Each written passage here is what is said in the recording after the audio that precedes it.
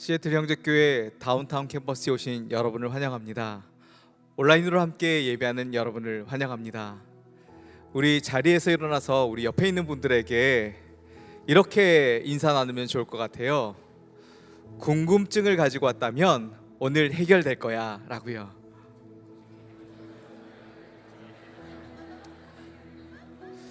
그 궁금증을 해결하는 한 가지 방법이 있습니다. 그것은 시편 27편 말씀 가운데 이런 말씀이 있어요. 내가 여호와께 바라는 한 가지 일, 그것을 구하리니 그것은 사모하는 것입니다. 하나님의 전에 살고 있는 저와 여러분이 하나님 가운데 있는 일을 사모하는 것, 그것은 예배입니다. 우리의 모든 궁금증은 오늘 한 발짝 더 하나님께 가까이 나아갈 때에 해결될 수 있습니다. 그것을 오늘 사모하면서 이 시간 기도로 함께 나아가기 원합니다. 성령 하나님, 오늘도 우리를 붙들어 주셔서 감사합니다. 하나님께서 함께 하시며 하나님께서 우리를 위해서 이 땅의 이 모든 문제를 해결하기 위한 예수 그리스도의 보혈 흘려주셔서 감사합니다. 오늘도 그것을 의지하여서 주 앞에 나왔사오니 이 예배를 사모하며 주님께 한 발짝 더 가까이 나아가는 예배 되게 하여 주시옵소서. 주님, 이 찬양과 경배를 받아 주시옵소서. 오직 하나님께만 영광 돌려며 우리의 믿음이 성숙되어지는 귀한 날 되게 하여 주시옵소서. 감사하며 예수님의 이름으로 기도합니다. 아멘.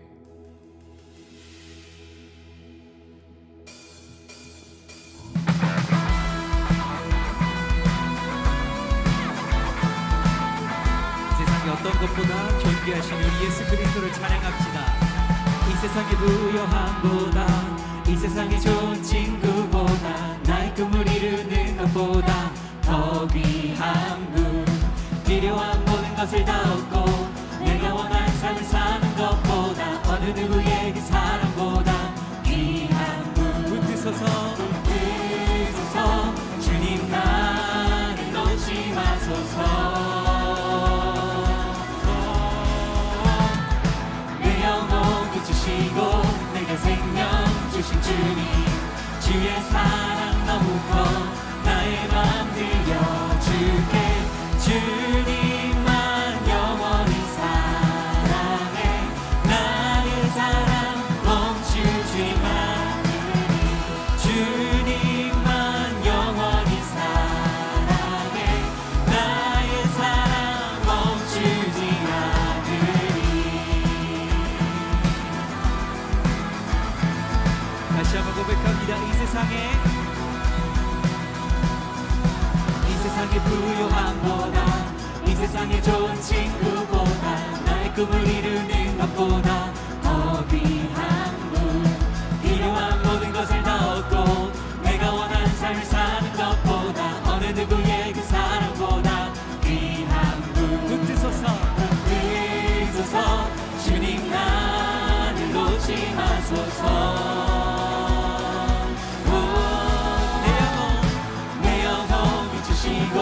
내게 생명 주신 주님, 주의 사랑 너무 커 나의 맘 들려줄게. 주님만 영원히 사랑해, 나의 사랑 멈추지 않으리. 주님만 영원히 사랑해, 나의 붙드소서 멈추지 않으리. 붙드소서 주님 나를 놓지 마소서.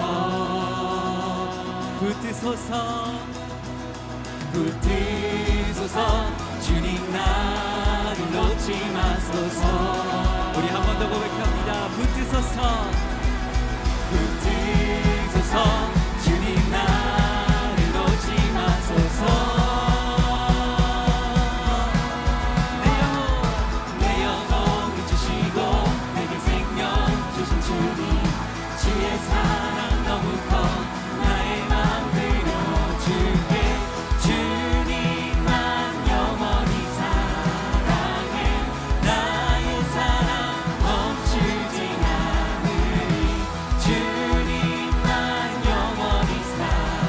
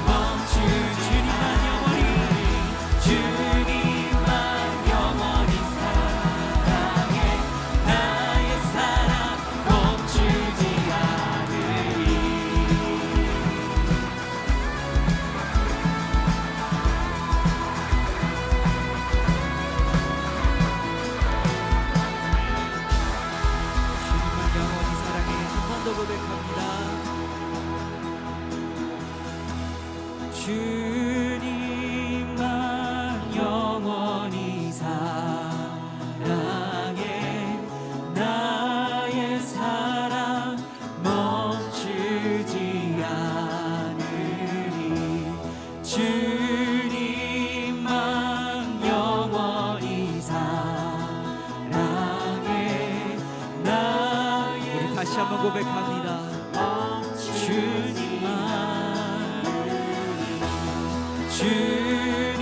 주님만 영원히 사랑해. 나의 사랑 멈추지 않아. 주님만 영원히 사랑해. 나의 사랑 멈추지 않으리.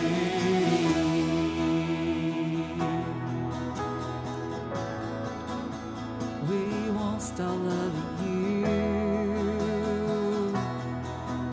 우리 하나님을 사랑하는 모든 자들 함께 고백하기를 원합니다.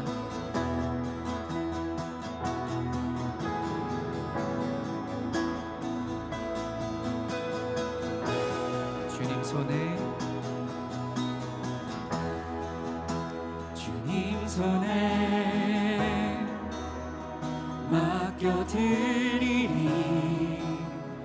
나의 삶 주님께.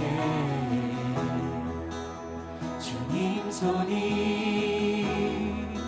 나의 삶 붙드네. 나 주의 것 영원히.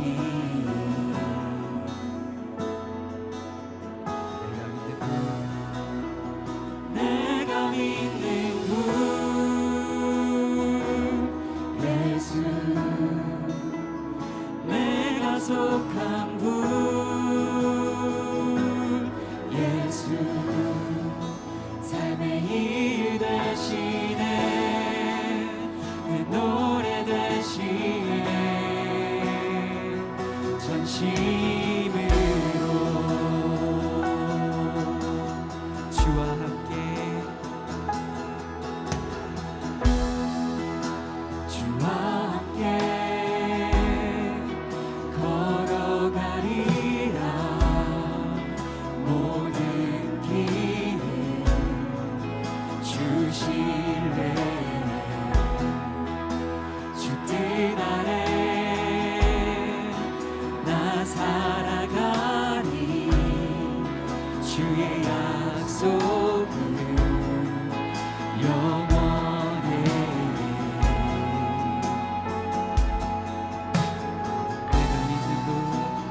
내가 믿는 분 예수. 내가 속한 분 예수. 삶의 이유 되시네. 내 노래 되시. 내가 믿는 분. 내가 믿는 분 예수. 내가 속한 분 예수. 삶의 이유 되시네. 내 노래 되시네. 전심으로.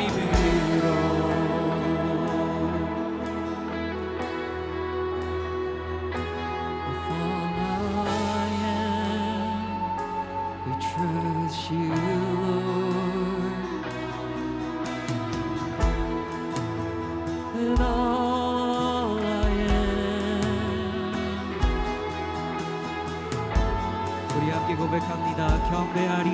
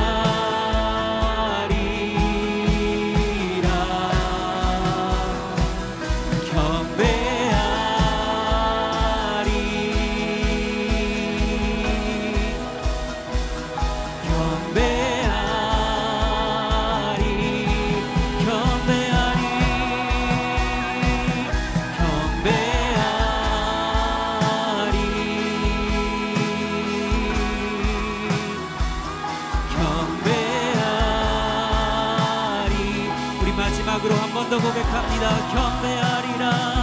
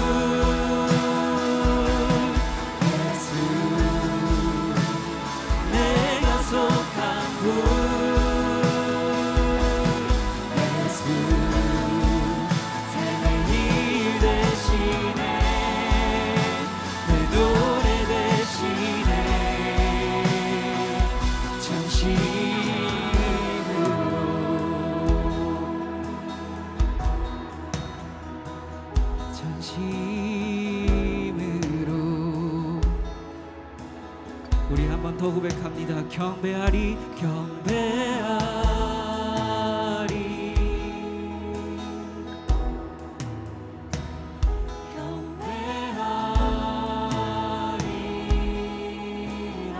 Lift up your song to the Lord. We'll make the choice to worship you regardless of situation.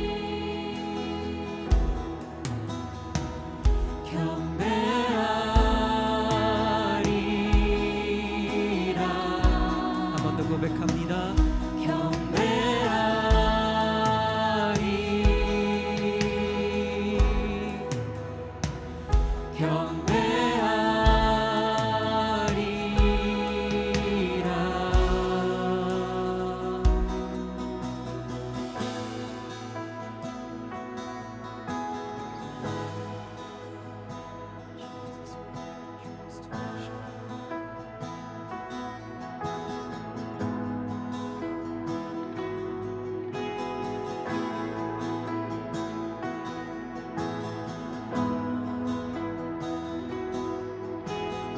우리 함께 고백합니다. 나의 소망 되신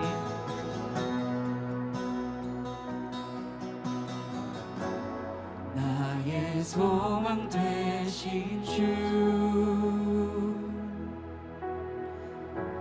주를 바라봅니다.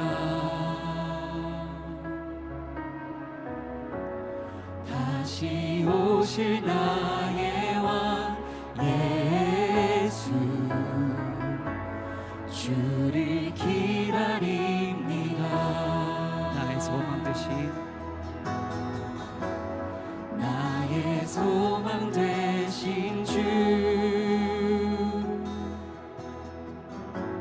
주를 바라봅니다.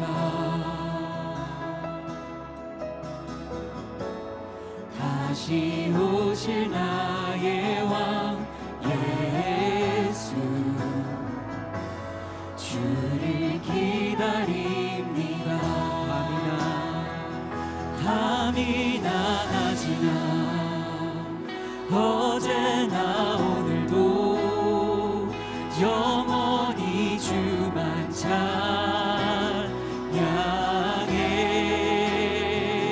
괴롭고 슬플 때 난망하여 넘어져도 언제나 주만 찬양하겠네.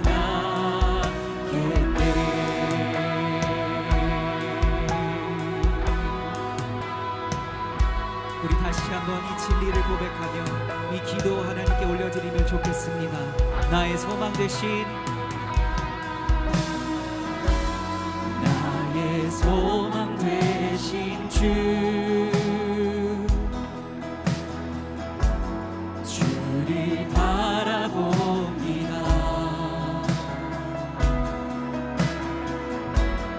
다시 오실 나의 왕 예수 주를 기다립니다.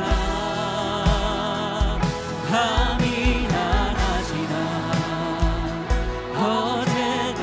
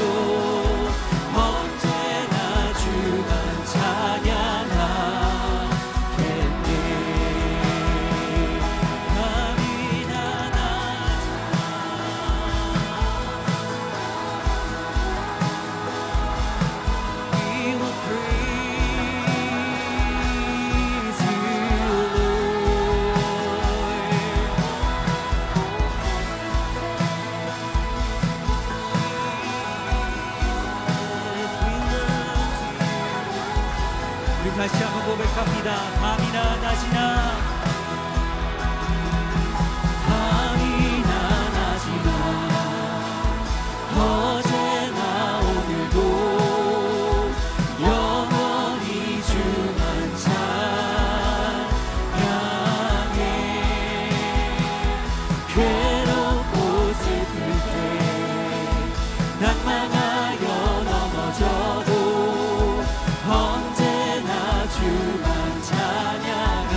우리 한 번 더 고백합니다. 밤이나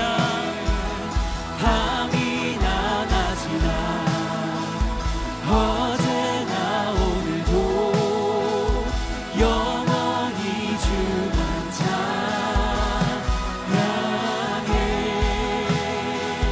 괴롭고 슬플 때 낙망하여 넘어져도 언제나 주만 찬양하. 우리 목소리로 고백합니다. 밤이나 낮이나 어제나 오늘도 영원히 주만 찬양해.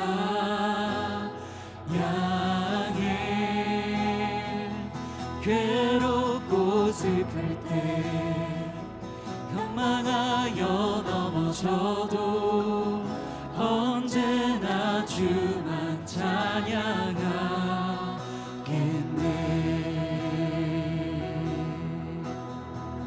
주 안에 있는 나에게 난 근심이 있으랴. 십자가 밑에 나아가 내 짐을 풀었네. 주님을 찬송하면서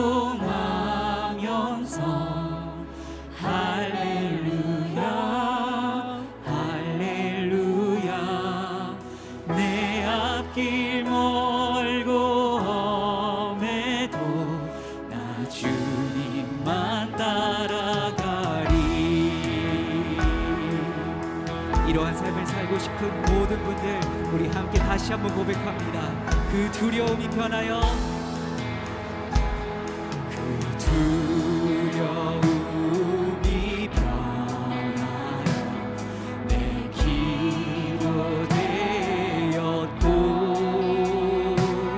전날의 한숨 변하여 내 노래 되었네. 내 주는 자비하셔서 내 주는 자비하셔서 늘 함께 계시고 내 궁핍함을 아시고 늘 채워주시네. 주님을 찬송하면서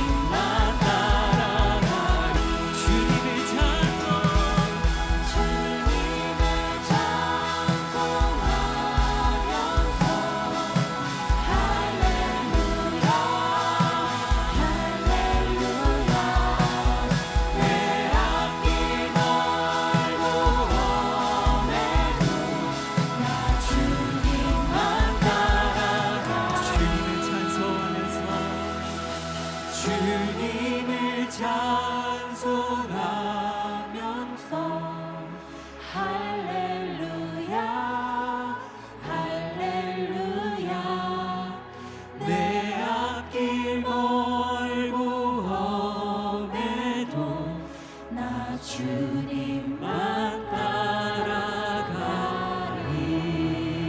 주님께 영광의 박수 올려드리겠습니다. 다 같이 자리에 앉으셔서 기도로 나아가도록 하겠습니다. 거룩하시고 자비로우신 하나님 아버지, 여호와께서 인자하심이 선하심을 맛보아 알지어다 하신 말씀처럼 저희가 오늘도 주님의 선하심과 인자하심을 경험하며 예배 자리로 나아오게 하심을 감사드립니다. 하루하루가 주님의 은혜요, 한 주간 걸음도 주께서 지켜주신 발걸음이었음을 고백합니다. 그러나 주님, 저희가 범사에 감사하라는 말씀을 잊고 불평과 염려로 마음을 채운 때가 많았습니다. 주님의 뜻보다 나의 생각과 계획을 앞세운 교만함을, 또한 말씀 읽기와 기도보단 세상의 욕심에 우리의 마음을 빼앗겼음을 용서하여 주옵소서.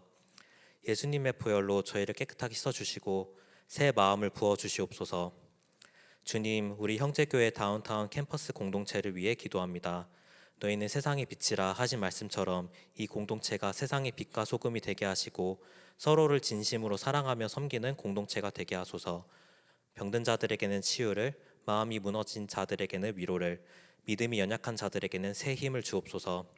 또한 교회의 사역이 주님의 계획 위에 주님의 뜻과 지혜가 항상 함께 하시기를 간구합니다. 주님, 특별히 오늘은 1:1 제자 양육 수료식을 주님께 올려드립니다. 그러므로 너희는 가서 모든 민족을 제자로 삼아 라는 말씀처럼 그동안 말씀을 배우고 함께 기도하며 예수님을 더 깊이 알아가는 시간을 걸어온 수료자들을 축복합니다. 1:1 제자 양육 과정에서 배운 말씀을 삶에서 실천하게 하시고 또 다른 사람들에게도 믿음을 전하며 함께 걸어가는 제자가 되게 해주옵소서. 양육을 위해 애쓰고 섬겨주신 양육자들에게도 주님의 큰 위로와 은혜를 부어주시기를 기도합니다. 주님, 저희가 주신 것 중 일부를 감사함으로 드립니다. 심는 자에게 씨와 먹을 양식을 주시는 하나님이 너희 심는 것을 많게 하시며 하신 말씀처럼 이 봉헌이 주님의 나라와 복음 전하는 일에 온전히 쓰이게 하시고 드리는 손길마다 하나님의 풍성한 은혜를 더하여 주옵소서. 이 시간 드려지는 예배와 말씀을 위해 기도합니다. 말씀을 전하시는 정창길 목사님께 성령의 기름을 부어주셔서 그 말씀이 살아있고 활력이 있어 우리의 마음속 깊이 심겨져 삶의 열매로 나타나게 하옵소서. 예배하는 모든 성도마다 주님의 임재를 깊이 경험하게 하옵소서. 이 모든 말씀 우리 구주 예수 그리스도의 이름으로 기도드립니다. 아멘.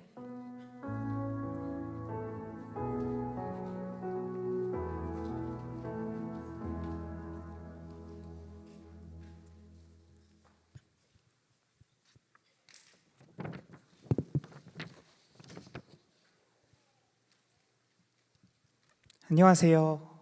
부부 순장으로 섬기고 있는 오민수입니다. 부족하지만 1:1 동반자 과정을 통해 경험한 은혜를 잠시 나누고자 합니다. 1:1 제자 양육을 시작하기 전 제 신앙생활은 아직 기초 단계에 머물러 있었습니다. 큐티도 매일 하지 못했고 하나님과의 관계도 깊지 않아 영적으로는 미숙한 상태였습니다. 신앙이 제자리 걸음인 것 같아 고민하던 중 더 깊은 관계로 나아가고 싶은 마음이 생겼습니다. 마침 주변에서 1:1 제자 양육을 추천해 주셨고 작은 결단으로 시작하게 되었습니다. 그렇게 바텔 캠퍼스에 남혜진 장로님을 만나게 되었습니다.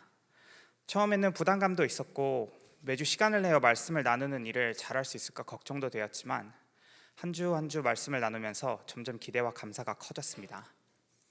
만남이 이어질수록 믿음이 자라고 있음을 느꼈습니다.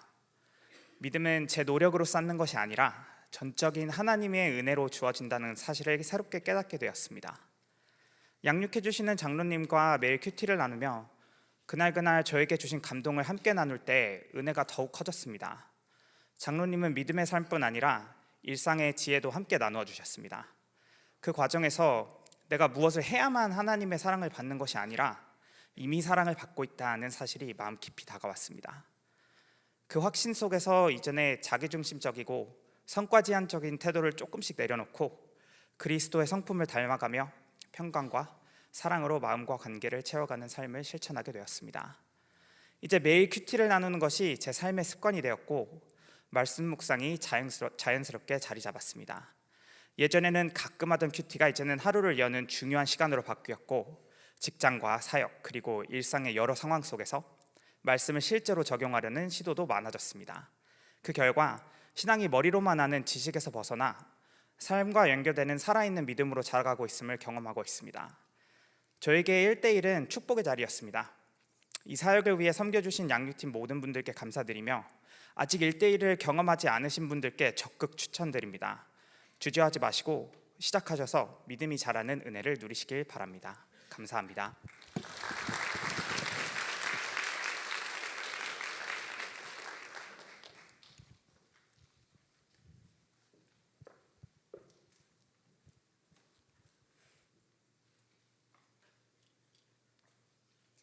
안녕하세요. 이번에 양육자반 과정을 수료하게 된 함승희라고 합니다. 네, 제가 최대한 빠르게 읽어보겠습니다. 동반자로 양육을 받는 동안에 받은 사랑을 흘려보내고 싶다는 생각이 자연스레 들었습니다. 하지만 동반자 과정을 수료하고 막상 양육자반 과정을 안내받자 용기가 나지 않았습니다. 저를 보자니 그리스도인으로서 딱히 본이 되지도 못할 뿐더러 한 영혼을 꾸준히 보살필 만한 끈기도 없고 모든 것을 덮어줄 넉넉한 사랑도 없었습니다. 양육이라는 말이 제게는 어울리지 않는 것만 같았습니다. 시간이 흘러 재차 양육자반 모집 안내를 받게 되었습니다. 선뜻 대답을 하지 못하고 있던 중에 수련에 참석하게 됐는데 그때 마음의 커다란 변화를 경험하게 되었습니다. 당시 2년 남짓 이 교회에 출석 중이었던 저는 가족 같은 순모임 덕분에 교회에 무난히 정착할 수 있었습니다. 하지만 그럼에도 이 교회가 내 교회 같지는 않다는 어딘가 낯선 느낌을 떨치지 못하고 있었습니다. 그런데 지체들과 함께 기도할 때 하나님께서 제 마음을 넓혀주시는 것을 느끼게 되었습니다. 이어서 제 20대를 가득 채웠던 선배들의 섬김이 떠오르며 어느새 그때 그 언니 오빠들보다 더 큰 언니가 된 저도 누군가를 그렇게 세워줄 수 있었으면 하는 소망이 생겼습니다. 그리하여 교회의 필요에 응답하며 또 한 지체를 섬기고자 하는 마음으로 양육자반에 지원하게 되었습니다. 첫 번째 양육자반 모임에서 1대1 제자 양육에 있어서 놓칠 뻔했던 2가지 사실을 깨닫게 되었습니다. 첫째는 나의 제자가 아니라 예수님의 제자를 세우는 일이라는 것이었으며 둘째는 동반자를 자라게 하는 주체는 양육자가 아니라 하나님이시라는 것이었습니다. 이것이 사실이라면 제가 가질 것은 걱정이 아니라 기대뿐이었습니다. 또한 1대1 양육이 한 영혼을 돌보시는 하나님을 세밀하게 경험하는 영광스러운 기회가 될 것이 분명했습니다. 이후로 줄곧 제 생각을 이 사실에 잡아매므로써 양육자반 과정을 기쁨과 감사로 마칠 수 있었습니다. 교회에서는 매주 이론을 익혔다면 교회 밖에서는 하나님의 맞춤형 실습이 이루어졌습니다. 양육자반이 시작되고 얼마 지나지 않았을 때 한 친구가 성경 공부를 하고 싶다는 뜻을 전해왔습니다. 몇 년 전에 이웃으로 만나게 된 이 또래 친구는 이민을 오며 교회에 출석하지 않고 있었습니다. 그래서 이전에 성경 공부를 제안한 적이 있었는데 이제 마음이 준비되었다는 답을 준 것이었습니다. 현재 친구와 저는 하나님께서 주시는 참된 만족을 주제로 성경을 공부하며 우정을 쌓아가고 있습니다. 매주 친구의 마음속 깊은 곳을 만지시는 하나님의 손길을 목격하면서 그리고 하나님의 말씀에 응답하는 친구를 바라보면서 한 영혼을 자라게 하시는 분은 오직 하나님이시라는 말씀을 더 실감하게 되었습니다. 하나님께서 허락하신 또 다른 제 이웃은 70대 아주머니이십니다. 모든 것이 풍족해 보이는 인생을 살던 아주머니는 1년 전에 뇌졸중으로 쓰러지며 반신불수가 되셨습니다. 그리고 세상에서 가장 가난한 영혼이 되었습니다. 소식을 듣고 달려갔을 때 아주머니의 모습은 절망 그 자체였습니다. 하지만 평생 자신의 힘으로 살아온 그분을 하나님께서 그분의 품으로 부르고 계심을 즉시 알 수 있었습니다. 그동안 수시로 찾아가 작은 필요들을 채워드리며 하나님의 사랑이 전달되기를 기도하고 있었는데 바로 몇 주 전에 아주머니께서 그리스도인이 되고 싶다는 고백을 하셨습니다. 그분의 마음을 결정적으로 움직인 인물은 제가 아니라 간병인이었습니다. 간병인 아주머니에게서 흘러나온 그리스도의 향기가 70년의 인생을 흔든 것이었습니다. 저는 하나님과 사귐이 없는 사람들을 대할 때 제가 그리스도인임을 드러내는 것을 조심하곤 했습니다. 나의 흠과 실수로 하나님의 모습이 왜곡되지는 않을까 하는 염려 때문이었습니다. 그런데 날마다 하나님께 사랑과 믿음을 공급받아 흘려보내며 당당하게 하나님의 이름을 드러내는 간병인 아주머니를 보면서 깨닫게 되었습니다. 이제는 내가 사는 것이 아니요 오직 내 안에 그리스도께서 사시는 것이 어떤 모습인지를 말입니다. 그리스도가 이끄시는 삶을 산다고 하면서도 내가 어떤 사람인지, 내가 무엇을 할 수 있고 또 할 수 없는지를 따지며 여전히 자신을 먼저 바라보는 제 모습을 그제야 대면하게 되었습니다. 한 영혼이 그리스도께 마음을 열었을 때 공적을 인정받고 싶어하는 저의 은밀한 마음도 고스란히 드러났습니다. 하지만 어떤 칭찬도 취하지 않고 모든 공을 하나님께 돌리는 간병인 아주머니를 보며 양육자의 마음이 어때야 되는지를 깨달았습니다. 우리가 해야 하는 일은 하나님께 순종하는 것뿐이며 모든 일은 다 하나님께서 하신다는 확신에 찬 그 고백이 오랫동안 귓가에 울렸습니다. 1:1 제자 양육은 나의 제자가 아니라 그리스도의 제자를 세우는 일이라는 것, 그리고 온전히 하나님께서 하시는 일이라는 것, 이 두 사실이 3달 내내 이렇게 마음에 새겨졌습니다. 제게 양육자반 과정의 내용은 이 말씀으로 요약될 것 같습니다. 나 예수는 포도나무요 너희는 가지라. 그가 내 안에 내가 그 안에 거하면 사람이 열매를 많이 맺나니 나를 떠나서는 너희가 아무것도 할 수 없음이라. 앞으로 만나게 될 동반자들과 이 말씀을 함께 살아내며 하나님을 찬송하고 싶습니다.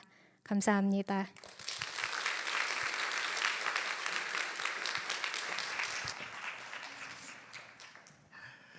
일대일 제자 양육, 우리 다운타운 캠퍼스를 세워가는 우리 양육 프로그램입니다. 12번의 만남의 시간을 갖게 되는데 결코 짧은 시간이 아니죠. 동반자 과정을 12번 내지는 14번 정도 만나고 또 어떤 분들은 그 외에도 더 많은 시간들을 만나면서 성경 공부가 아니라 믿음의 삶을 나누는 시간이 1:1 양육 과정입니다. 동반자 과정을 다 마치고 그리고 이제 동반자 과정을 마치신 분들이 다시 양육자 과정을 하면서 우리 1:1을 할 수 있는 그러한 자격을 갖추고 우리 한 영혼들을 또 만나게 되는데 우리 교회 안에 계속해서 1:1을 통해서 양육이 이루어지고 예수님의 제자로 성장해 갈 수 있는 은혜가 있게 되기를 바랍니다. 이 시간에 먼저 우리 1:1 제자 양육자 수료증을 우리 두 분께 먼저 드리고자 합니다. 먼저 우리 양육자반 우리 함승희 자매님 앞으로 나오시기 바랍니다. 1:1 제자 양육자 수료증 성명 함승희. 귀하는 시애틀 형제교회 다운타운 캠퍼스 1:1 양육자 과정을 성실하게 이수하였으므로 이 수료증을 드립니다. 시애틀 형제교회 다운타운 캠퍼스 담당 목사 정찬길.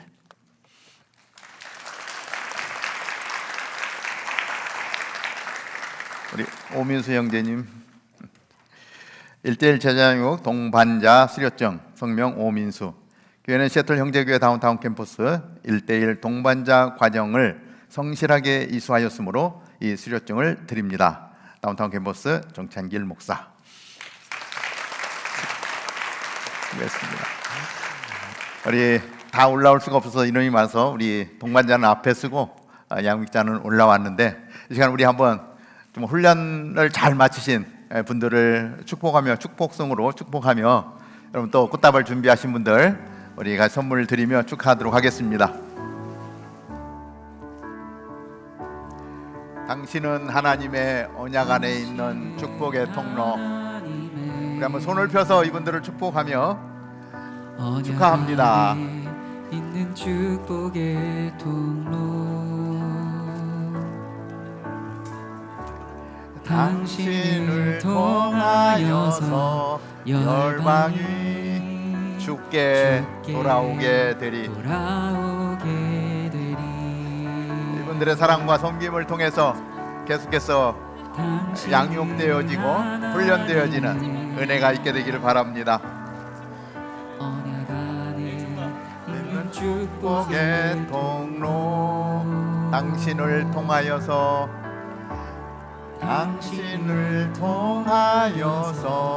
열방이 주께 돌아오게 되리. 아멘. 사랑합니다. 축복합니다. 우리 격려의 박수 부탁드리겠습니다. 차렷 격려 들어가도록 하겠습니다. 너무 감사합니다. 참 오랜 시간 동안 훈련을 받고 또 섬기고자 양육자 과정들을 마치면서 함께 나아가는데 계속해서 하나님의 은혜가 우리 가운데 있게 되기를 바랍니다. 아직 1대1 하지 않으신 분들, 이제 양육자가 이렇게 많이 세워졌기 때문에 여러분들 신청하셔도 넉넉하니 이제 감당하지 않을까 이런 생각을 합니다. 예전에는 1대1 제자양육 받고 싶다고 신청해도 양육자가 좀 모자라서 바로바로 할 수가 없었는데 이제 점점 우리 양육자분들이 많이 세워지면서 더 많은 훈련을 받을 수 있기 때문에 우리 오미수 형제님 간증처럼 적극적으로 추천한다고 했는데 여러분들 신청해 주셔서 또 훈련의 자리에 설 수 있게 되기를 바랍니다. 제가 이렇게 손을 다치고 기부스를 하고 이렇게 강대에 섰는데 손을 다치고 보니까 평상시에 할 수 있는 것의 대부분을 거의 다 못하더라고요. 건강하게 살아갈 수 있는 게 얼마나 큰 축복인지 평상시에는 생각지 못하는데 손을 좀 다쳐보니까 알겠어요. 손톱을 깎으려도 뭐 깎을 수가 있나, 양말을 신으려도 양말을 제대로 신을 수 있나. 제가 양말을 들고 여보 발을 쭉 내밀면 아내가 어이구 하면서 양말을 씻겨주는 호강을 누리고 있습니다. 그런데 이제 수요일 날 기부스 풀고 식밤을 풀게 되는데 앞으로 한 6주 동안 재활 훈련을 받고 생각보다 많은 시간을 이렇게 또 훈련을 해야 되더라고요. 완치되는데 한 6개월 이상 걸린다는 얘기를 듣는데 여러분들 건강 조심하시고 이 건강의 축복이 날마다 함께하는 것을 감사하며 나아갈 수 있게 되기를 바랍니다. 기쁜 소식을 하나 전해드리는데요. 지난 8일 날 목요일 날 우리 이병찬 권은총 가정에 노아가 태어났습니다. 박수로 한번.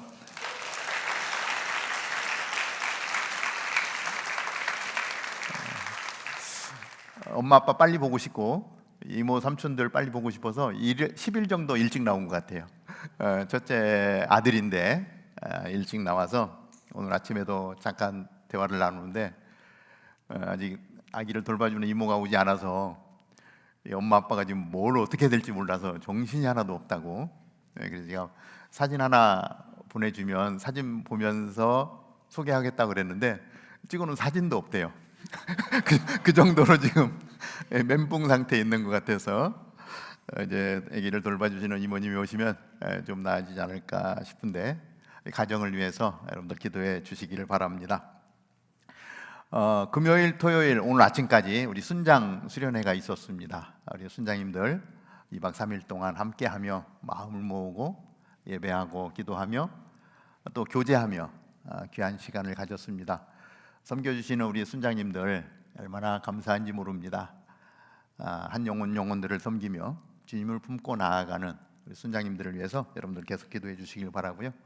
우리 또 성가대도 1박 2일로 또 리트릿 다녀왔는데 계속 팀들 지금 빌드업을 하는 시간인데 속해 있는 사역들 여러분들 팀원들과 한 마음을 이루시고 아직 사역에 동참하지 않으시는 분들 중에 하나님이 마음 주시면 여러분들 사역에 동참해서 같이 교회를 세워 나아갈 수 있게 되기를 바랍니다. 자, 오늘 우리에게 주시는 하나님의 말씀 우리 하박국 1장 2절에서 4절까지의 말씀입니다. 구약 마지막 쯤에 있죠. 우리 하박국 1장 2절에서부터 4절 제가 봉독해 드립니다. 오 여호와여, 제가 언제까지 부르짖어야 합니까? 주께서 듣지 않으시고 폭력입니다라고 제가 주께 외쳐도 주께서는 구해주지 않으십니다.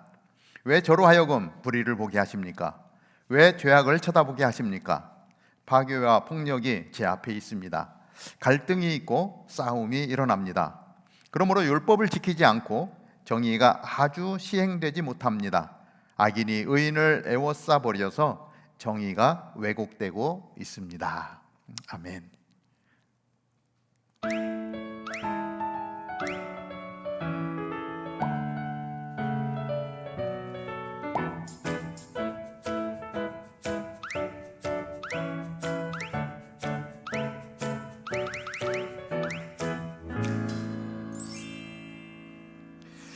하나님 궁금해요 시리즈 6번째, 왜 선한 사람들이 더 많이 고통을 받을까요? 이란 제목으로 말씀을 나눕니다. 왜 악한 사람들이 이 땅에서 더 형통한 것 같고 떵떵거리며 사는 것 같은가? 나는 예수님을 잘 믿고 정말 착하게 살고 선하게 살려고 애를 쓰는데 왜 나의 삶에는 이렇게 많은 어려움이 있는 걸까?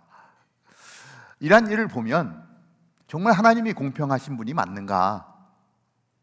하나님 계신 것 맞는가? 라고 하는 질문을 하게 됩니다. 저도 일이 꼬일 때마다 수없이 이런 질문들을 드렸던 것 같기도 합니다. 뭐 저뿐만 아니라 여기에 함께 예배하는 우리 사랑하는 형제 자매들 중에도 많은 분들이 이런 질문을 던지지 않았을까 생각을 해봅니다. 믿음을 가지고 정말 선하게 살려고 애를 쓰면 애를 쓸수록 이 질문이 점점 더 많아지는 것을 보게 됩니다. 제가 오래전에 한국에서 교통사고로 어려움을 겪었던 적이 있습니다. 이 삼거리인데 이제 제가 가는 방향에 파란 신호등이 켜지고, 그런데 그 신호등을 직진해 나가면 바로 가스 스테이션이 있었어요. 그래서 가스가 이제 거의 떨어져서 신호등이 켜지자마자 이제 가스 스테이션으로 들어가는데 갑자기 오토바이 한 대가 제 오른쪽 앞바퀴를 들이받으면서 사람이 이렇게 붕 날라서 이렇게 떨어지는데 너무너무 놀랐어요. 그래서 얼른 차를 세우고 그 현장으로 이렇게 가까이 다가갔는데 피가 이렇게 쫙 흐르는 거예요. 첫 대형 교통사고를 경험하는 순간이었습니다. 사람들이 몰려오고 119에 신고를 하자 앰뷸런스가 와서 환자를 싣고 병원으로 갔습니다. 그리고 찾아온 이제 경찰관에게 사건 경위를 쭉 해서 설명을 드렸습니다. 근데 경찰이 이렇게 얘기를 하더라고요. 환자의 피 검사를 의뢰했나요? 뭐 전혀 정신이 없어 생각도 못 하고 있는데 아니요, 안 했는데요. 그러면서 병원으로 연락을 해서 환자의 피 검사를 해달라고 부탁을 드렸습니다. 누구의 잘잘못을 떠나서 사고가 나고 사람이 다쳤으니 너무 미안한 거예요. 뭐 저는 차 안에 있었으니까 괜찮은데 이 상대편은 굉장히 많이 다친 거잖아요. 그래서 도의상 병원을 찾아가서 이렇게 위로를 하는데 그 동네에 사시는 할아버지셨습니다. 그래서 제가 이렇게 물어봤어요. 제가 이렇게 파란 신호가 켜졌으면 할아버님 오시는 그 길은 빨간 신호등인데 왜 쓰지 않고 직진을 하셨나요? 그렇게 물었는데 이분이 갑자기 이렇게 얘기를 하는 거예요. 저는요 술도 안 먹고요 그때 파란 신호등을 보고 갔습니다. 이렇게 이야기를 하는 거예요. 이게 뭐 의견이 안 맞는 거죠. 어쨌든 차가 보험에 들어있기 때문에 지금 이렇게 다치고 이런 모든 부분들은 보험회사에서 결정을 하고 제가 잘못했으면 거기에 대한 보상을 해드리게 될 테니까 아무 염려하지 마시고 편안하게 치료받으시고 회복되시면 좋겠습니다. 이렇게 말씀을 드렸습니다. 그리고 돌아왔는데 갑자기 전화가 오는 거예요. 모르는 사람에게. 근데 통화를 해보니까 사고 난 분의 동생이라는 거예요. 이분이 저한테 전화를 해서 사고가 났는데 뭐 병문안도 안 온다, 뭐 당신 가만히 놔두지 않겠다, 보상을 단단히 해야 된다. 그러면서 집에까지 찾아오는 거예요. 그리고 계속해서 공갈 협박을 해드는데 너무 힘든 거예요. 내가 잘못했으면 내 잘못했기 때문에 뭐 잘못된 값을 치른다고 하겠지만 그렇지도 않은데 시간이 갈수록 이분의 이 농도가 더 세지고 정말 힘든 시간을 보냈습니다. 그러니까 이런 탄식이 나오더라고요. 하나님, 어째 이런 일이 일어납니까? 하나님 아시잖아요. 전 잘못하지 않았는데. 하나님께 투정을 하는데 하나님이 아무 말씀도 안 하십니다. 하나님 침묵하고 계신 거예요. 그때 당시에 이렇게 보통 차하고 오토바이하고 이렇게 사고가 나면 거의 차가 잘못한 케이스로 판결이 나는 경우가 많은 그러한 시대였습니다. 마음이 영 불편한 거예요. 그런데 어느 날 경찰로부터 연락이 왔습니다. 상대편 할아버지가 피검사를 했는데 음주 운전으로 결론이 나서 선생님은 혐의 없음 판정이 났습니다. 그 얘기를 듣는데요, 가슴에 뭐가 이렇게 꽉 막혀 있던 게 확 풀어지는 것 같은 그러한 느낌이었습니다. 그 판정을 받고 나서 계속해서 나를 못살게 굴던 그 동생분의 공갈 협박이 그치더라고요. 이제 통보가 갔기 때문에 그런 것 같아요. 그 기간 내내 상당히 오랜 시간인데 하나님은 침묵하시는 것 같았는데 결국은 정의가 승리하는구나, 하나님은 살아계시구나, 이런 느낌을 가지면서 감사했던 그러한 시간이었습니다. 이런 상황을 겪으면서 제가 다짐했습니다. 그것이 뭐냐면 어떤 상황 속에서도 하나님을 신뢰하는 믿음이 있어야 합니다. 어떤 상황 속에서도 하나님을 신뢰하는 믿음, 그 하나님은 선하시고 의로운 분이시기 때문에 그렇습니다. 저뿐만 아니라 여러분들도 아마 다양한 질문들을 갖고 있을 것입니다. 나 정말 착하게 살고 애를 쓰면서 그렇게 사는데 왜 나의 삶엔 아픈 일들이 많고 내가 하는 일마다 실패하는 것이 많은가? 나보다 훨씬 더 악한 사람들, 지 멋대로 사는 사람들을 보면 잘 풀리고 형통한 것 같은데 왜 나같이 착하고 의로운 사람들이 더 어려움을 당하지? 오늘 말씀을 보면 이 하박국 선지자가 동일한 질문을 던지고 있는 것을 보게 됩니다. 하나님께 외치는 거예요. 하나님, 왜 아무것도 안 하세요? 지금 상황을 보면 하나님이 개입하셔야 될 때인데 왜 하나님 아무것도 안 하시죠? 이렇게 질문합니다. 우리가 생각해 보는 것 첫 번째로, 하나님은 왜 침묵하시나요? 우리가 어렵고 힘들 때 하나님을 찾는데 하나님 도대체 왜 이런 일이 나에게 벌어집니까? 하나님이 정말 계시면, 정말 침묵하고 계시면 안 되는 거 아닌가요? 라고 질문하죠. 이 하박국이 살아가던 그 시대는 이스라엘의 멸망이 다가오는 시간이었고 선택된 이스라엘 백성들, 선민 사상으로 가득한 이스라엘 백성들이 지금 이방인인 바벨론으로부터 침략을 받고 많은 어려움을 당하는, 약탈당하는 그러한 모습을 보고 이 하박국 선지자는 이해할 수가 없었던 거예요. 아니, 하나님 도대체 왜 이런 일이, 그리고 하나님 앞에 아무리 기도해도 이 문제가 풀리지 않는 그러한 상황인 거예요. 하나님은 말씀하지 않습니다. 아무 말씀도 안 해주세요. 너무너무 답답합니다. 그런 상황 가운데서 계속해서 솟아나는 건 뭐냐면 원망이죠. 하나님에 대한 원망이 점점 더 커지는 겁니다.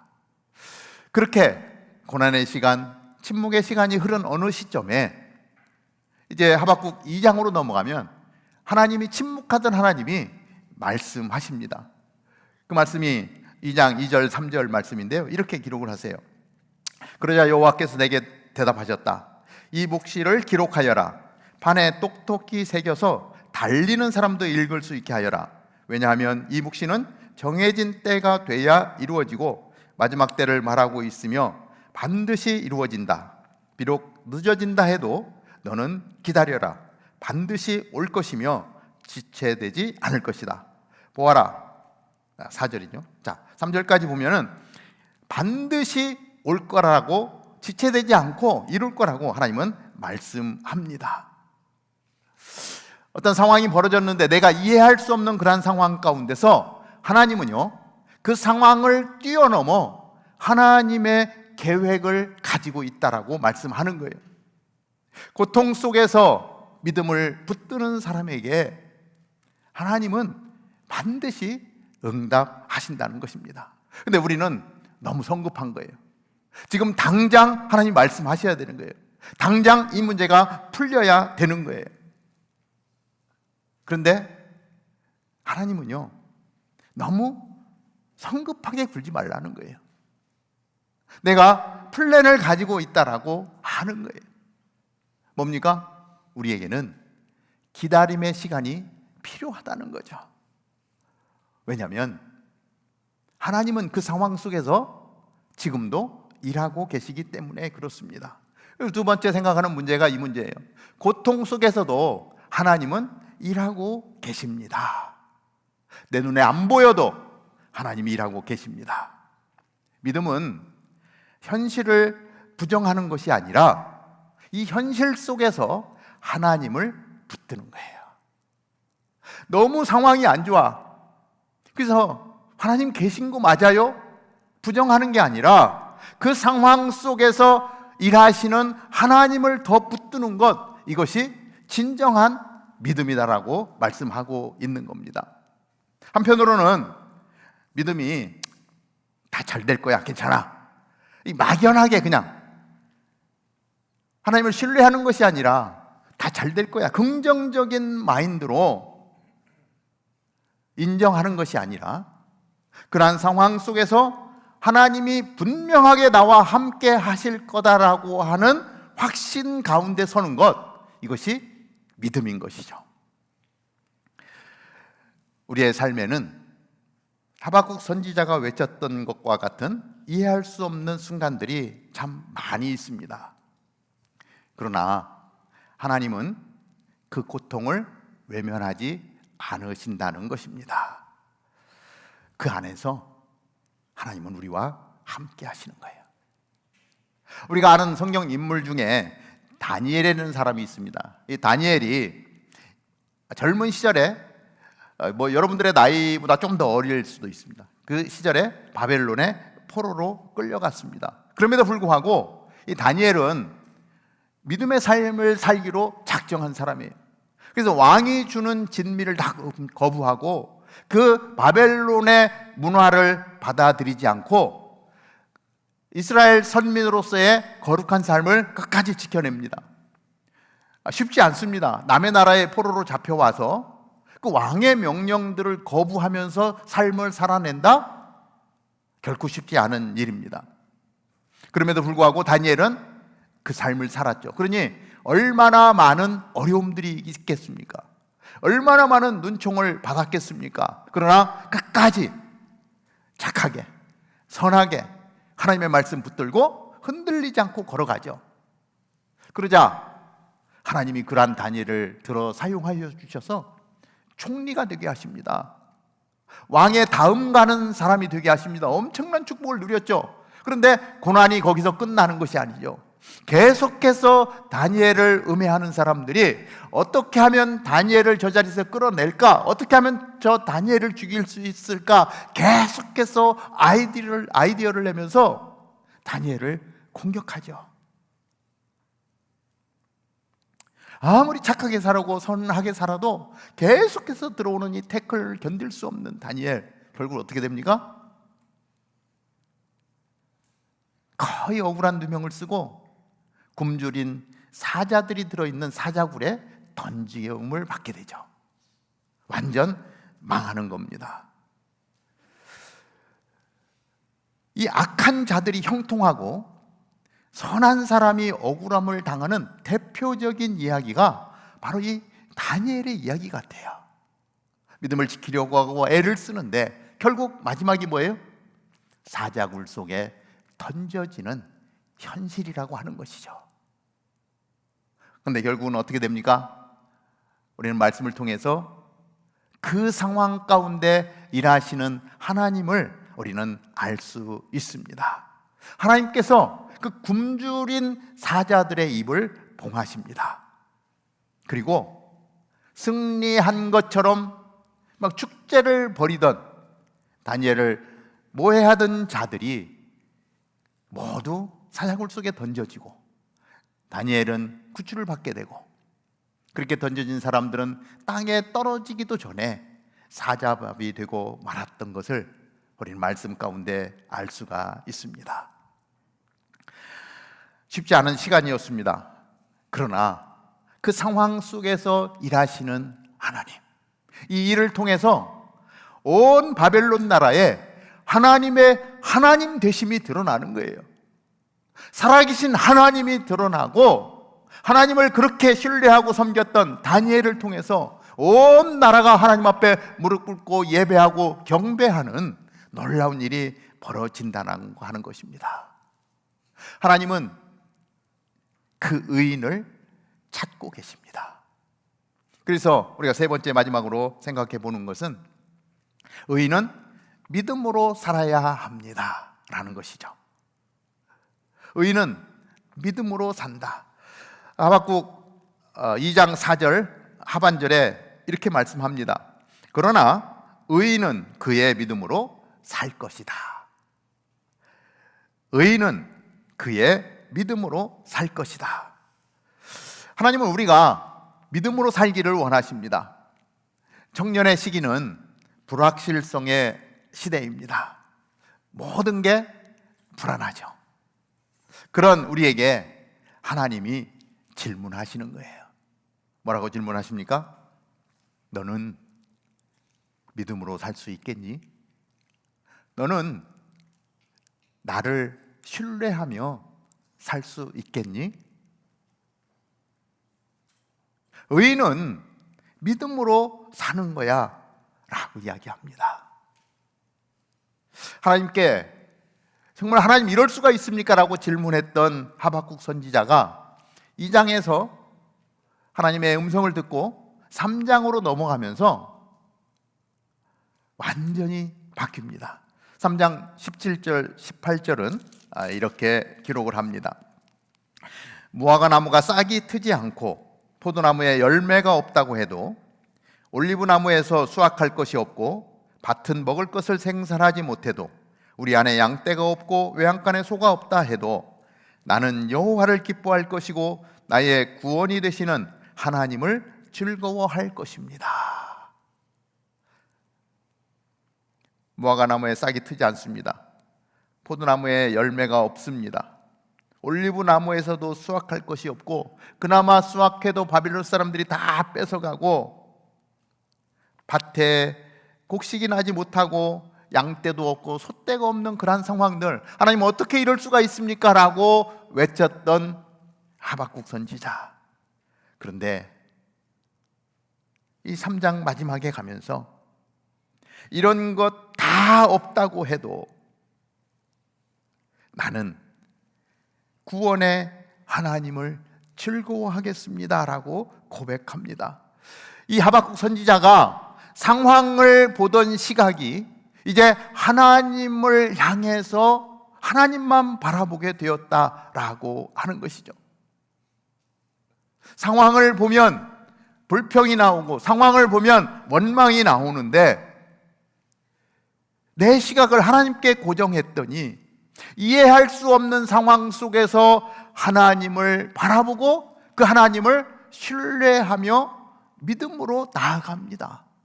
신실하신 하나님, 지금도 일하고 계시는 하나님, 나는 당신을 신뢰합니다 고백하며 나아가는 모습을 봅니다. 우리의 삶에 정말 불확실성의 시대를 살아가는 우리들 가운데 얼마나 많은 어려움이 있습니까? 그러나 여러분, 제가 말씀드리고 싶은 것은 어떠한 어렵고 힘든 고통의 문제가 있다 할지라도 절대 하나님을 포기하지 마십시오. 종종 그러한 상황 속에서 하나님의 침묵을 견디지 못하고 하나님을 떠나고 교회를 떠나는 사람을 종종 볼 수 있습니다. 하나님이 안타까워하시는 거예요. 하나님 바라보고 계신데, 그 가운데서 일하고 계신데 기다리지 않고 하나님을 원망하며 떠나버리는 안타까운 상황들. 하박국 선지자를 통해서 우리에게 도전을 주시는 것은, 설사 그렇다 할지라도 끝까지 나를 신뢰하고 믿음으로 살아갈 수 있겠니? 라고 말씀하고 있는 것을 보게 됩니다. 사랑하는 여러분, 악인의 형통함을 부러워하지 마십시오. 악인이 잘 되는 것 보고 너무 부러워하는, 그리고 내가 좌절하고 절망하고 하나님을 떠나버리는 그런 안타까운 상황들 보게 되는데, 여러분, 악인의 형통함 부러워할 거 아닙니다. 그 악인의 형통함이 얼마나 가겠어요? 영원히 갈 것 같습니까? 그렇지 않습니다. 진짜 형통은 어떤 상황 속에서 잘 되는 것이 형통이 아니라 모든 상황을 주관하시고 다스리시는 하나님과 함께하는 것이 형통이에요. 진짜 형통이 무엇인지를 우리는 알아야 하는 것입니다. 자기 아들을 십자가에 내어주신 하나님, 우리를 구원하시기 위해서 엄청난 일을 행하신 하나님이 지금 이러한 상황 속에서, 내가 지금 견디기 어려운 이 시간 속에서 우리를 그냥 내버려 두시겠습니까? 아니잖아요. 당신의 아들을 십자가에 내어주신 하나님이신데 우리를 어떻게 그냥 내버려 둘 수가 있겠습니까? 내가 설령 지금 아픔의 자리, 고난의 자리에 있다 한다 할지라도 그 시간이 얼마나 가겠어요? 그 시간은 금방 지나가는 시간입니다. 오히려 그 시간 속에서 우리는 하나님을 바라보는 거예요. 일하고 계시는 하나님을 신뢰하는 거예요. 하나님 믿습니다. 하나님의 살아계심을 믿습니다. 오늘도 주관하고 계심을 믿습니다. 그 하나님 앞에 더 믿음으로 가까이 나아가는 것. 그때 우리는 전능하신 하나님을 만나는 거예요. 일하고 계시는 하나님을 만나는 거예요. 그 고통 때문에 하나님을 저버리는 것은 그것보다 더 어리석은 일이 없다라고 하는 것을 우리는 알아야 할 것입니다. 우리 하박국 선지자의 고백과 같이 나는 구원의 하나님을 기뻐하겠습니다. 하나님, 상황은 보지 않겠습니다. 외양간에 소가 없어도, 우리의 양이 없어도 더 이상 그거에 매이지 아니하고 우리에게 구원을 주시는 하나님을 바라보겠습니다. 그리고 믿음을 가지고 하나님 앞에 나아가는 거예요. 그렇게 나아갈 때 의인은 믿음으로 살리라. 믿음으로 살리라. 살아나는 놀라운 은혜와 축복이 우리에게 있게 될 것입니다. 하나님과 함께함이 내게 복이라 라고 하는 하나님의 은혜가 우리 모두에게 있게 되기를 주님의 이름으로 축복합니다. 기도하겠습니다. 하나님, 왜 선한 사람들이 고통을 받고 왜 악인은 이 땅 가운데서 형통하는가? 이 질문을 수없이 던지는 그런 모습이 내 안에도 있는데, 하나님, 이 시간 상황이 아니라 상황 속에서 일하고 계시는 하나님을 바라볼 수 있는 시각을 우리 가운데 허락해 주옵소서.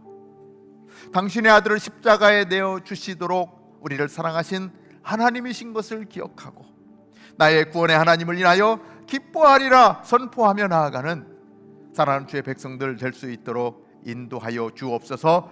오늘을 믿음으로 살아내고 승리하는 우리 모두가 되게 하여 주옵소서. 예수님의 이름으로 기도하옵나이다.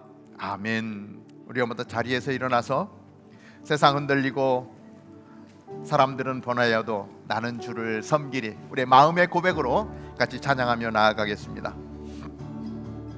세상은 들리고 사람들은 변하여도 나는 주를 섬기리. 주님의 사랑은 영원히 변하지 않네. 나는 주를 신뢰해. 오직 믿음으로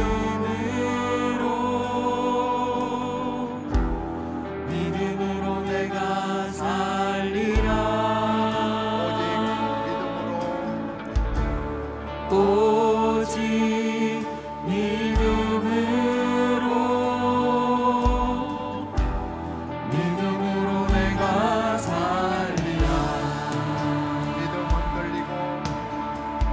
믿음은 들리고 사람들 주를 떠나도 나는 주를 섬기리. 주님의 나라는 영원히 변하지 않네.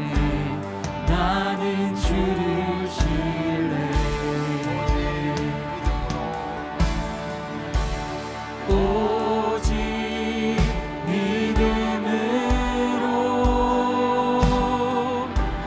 믿음으로 내가 살리라.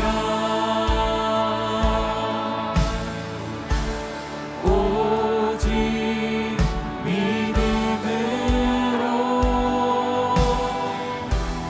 믿음으로 내가 살리라. 이 시간에 한번 제절 기도하기를 원하는데요, 여러분들의 삶의 자리가 너무 힘들고 어려우신 분이 있을 겁니다. 기도해도 풀리지 않는 것 때문에 마음이 너무 어려운 분들이 있을 겁니다.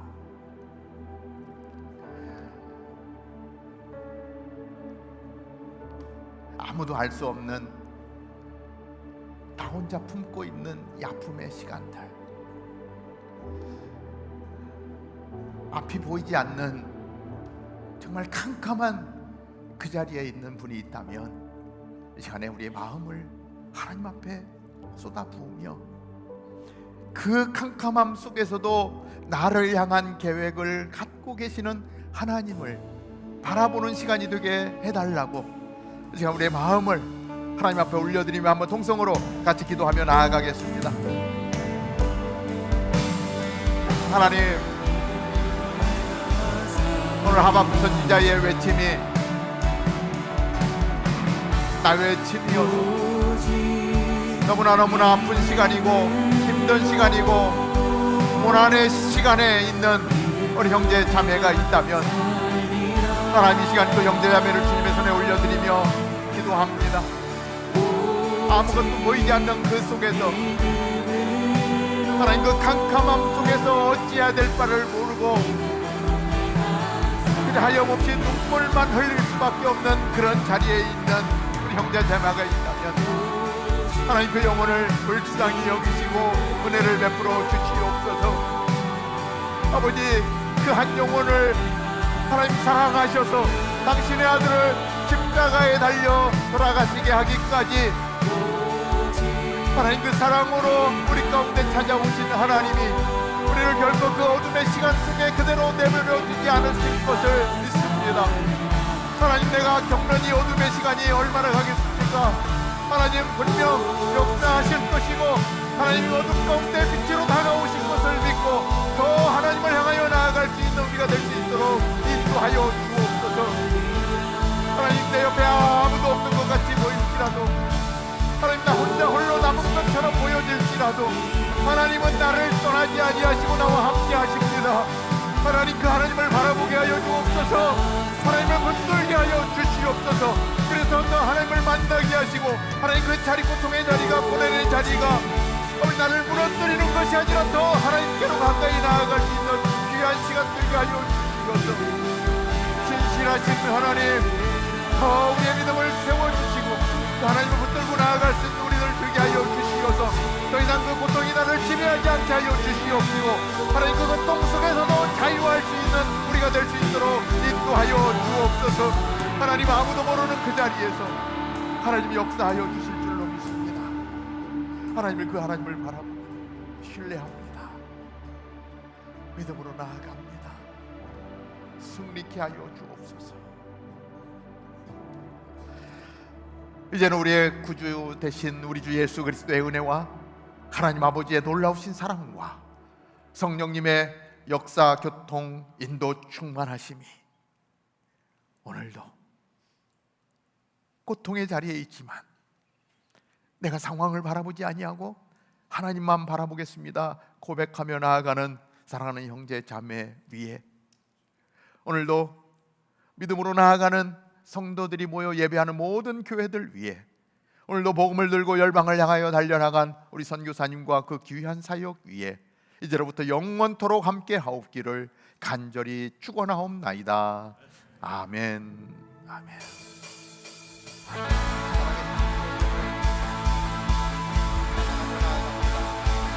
살아계신 주 나의 참된 소망 어떤 든지 앞에 나아갑니다. 할렐루야. 사랑의 주에 갈 길 인도하니 내 모든 삶의 기쁨 늘 충만하네. 살아계신 주 나의 참된 소망 걱정되지 전혀 없네.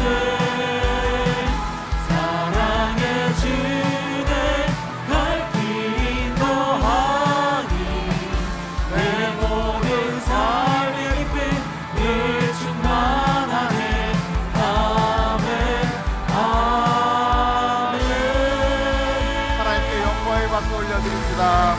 아멘. 우리 자리에 앉으시고요. 우리 교회 소식 듣도록 합니다. 근데 오늘 여기 맨 앞자리에 우리 다운타운 캠퍼스 섬겨주셨던 우리 조광성 장로님 오셨어요. 1대1 또 양육해 주셔서 오늘 축하해 주시러 오셨는데 또 예배 후에 여러분 또 인사하고 교제할 수 있으면 좋겠습니다. 교회 소식 같이 나누겠습니다. 교회 소식 전달해 드리도록 하겠습니다. 9월 21일 오후 3시 오버레이크 처치에서 시애틀 형제교회 54주년 설립 예배가 드려집니다. 다시 하나 되어 걷는 교회라는 주제로 바텔, 벨뷰, 다운타운 3개의 캠퍼스가 모두 함께 예배를 드리게 됩니다. 그날 이곳 UPC에서 드리는 예배는 없을 예정이므로 예배 시간 착오 없으시길 바랍니다. 8월 29일에서 31일까지 약 3일간 다운타운 캠퍼스 신약통독 수련회가 진행됩니다. 메말랐던 저희 영혼이 말씀을 통해 기쁨과 참된 위로를 누리고 말씀 대신 예수님과의 깊은 만남 속으로 여러분들을 초대합니다. 나눔과 교제의 시간도 준비되어 있으니 영육 간의 양식을 채우는 이 은혜의 시간에 여러분들의 많은 참여 바랍니다. 8월 31일에 저희 또래 모임이 예정되어 있습니다. 같은 나이 또래 친구들과 만나며 교제할 수 있는 시간입니다. 나이별로 단톡방도 준비되어 있으니 문의는 각 순장님, 새가족팀 그리고 위안규 순장님에게 하시면 되겠습니다. 다운타운 캠퍼스 선교팀에서 올해 4분기에 있을 선교사 자녀 섬김 이벤트를 준비하고 있습니다. 이를 위해 인원 파악을 하고 있으니 캠퍼스 내 모든 선교사 자녀분들은 위에 보이시는 QR코드나 이메일 광고에 있는 링크를 통해 폼을 작성해 주시면 감사하겠습니다. 다운타운 캠퍼스에 처음 오신 새가족 여러분들을 진심으로 환영합니다. 처음 나오시면 모든 게 어색하실 텐데 여러분들 안내할 한 분을 소개합니다. 예배 후 앞으로 나오셔서 목사님도 만나 뵙고 교회에 대해 알아가는 교제의 시간 가지시길 바랍니다. 오늘 간식은 꿀떡입니다. 드실 때 꿀이 바닥에 떨어지지 않도록 조심해 주시고 맛있게 드시고 오늘도 즐겁게 순 교제해 주시길 바랍니다. 그리고 순 모임 후 의자 정리도 잊지 말아주세요. 그럼 저희는 다음 주에 뵙겠습니다. 샬롬.